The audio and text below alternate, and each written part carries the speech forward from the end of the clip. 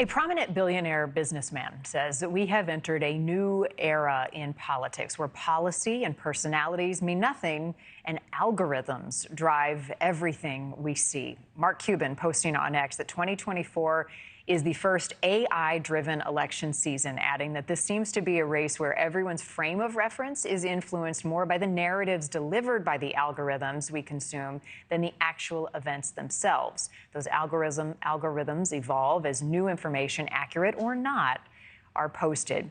A recent study on the 2020 election found adjustments to social media algorithms have massive impacts in terms of what we see. When participants' algorithm-based feeds were replaced with a basic chronological feed that simply showed the newest content, first, people spent far less time online and then were exposed to less uncivil content, whereas the chronological feed saw more political and untrustworthy content. Here to talk to us about this, I feel like my head is spinning, NewsNation media contributor Colby Hall, founding editor of Mediaite.com. Is he right about the power of AI in politics? Absolutely. He's wise to sound the alarm and to make a lot of people aren't necessarily aware of like sort of the pernicious nature of how social media algorithms work. I would argue that I don't think that this just happened overnight. This has been going on for 8 to 10 years. But he is right that it's reached a level of sort of influence that really does take, sort of minimizes what's actually said and what's happening and prioritizes opinion and framing and spin. And if you're not a savvy critical thinker, it's very easy to get duped. So I laud Mark Cuban for bringing attention to this. Is there anything to do about it, Colby? Are we too far down this road, point of no return, so to speak?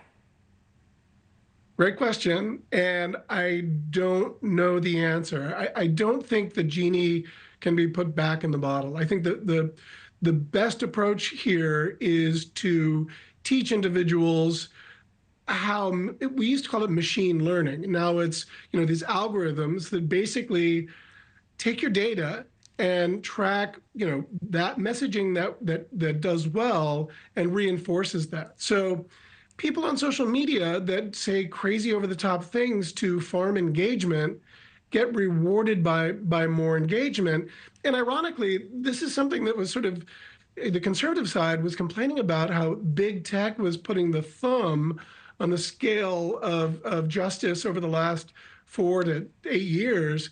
But now that Elon Musk has taken over X, formerly Twitter, those feeds are now way more sort of open and kind of more of a cesspool. And so, yeah, I don't know. I don't think government regulation is the answer here. I think we just need to sort of work through this painful era as we get smarter and try to learn to identify what's fake and what's real. Yeah, I mean, misinformation is all around us, and I think it's sort of threefold, right? We can talk about the responsibility of social media companies to mitigate the information that's getting out there, and then you run into free speech issues. But the part of the mainstream media on getting it right, reporting the facts, but also I think the public bears a great responsibility. There's a very loud and noisy media landscape. They have to be going to the right places, too. So it's a double-edged sword, and we all play a part in getting it right. 100%. And I don't, look, I loathe the term when we blame the media, because the media is so just, fractured right now. Like this idea that there's still 3 channels. We know that's not true. People tune into NewsNation because it's a reliable voice that's that is news-based, it's straight, and takes on all sides. And I like to think NewsNation viewers, want to hear the real story. A lot of people just tune into, especially opinion programs that are only designed to reinforce their opinion. It's just comfort food.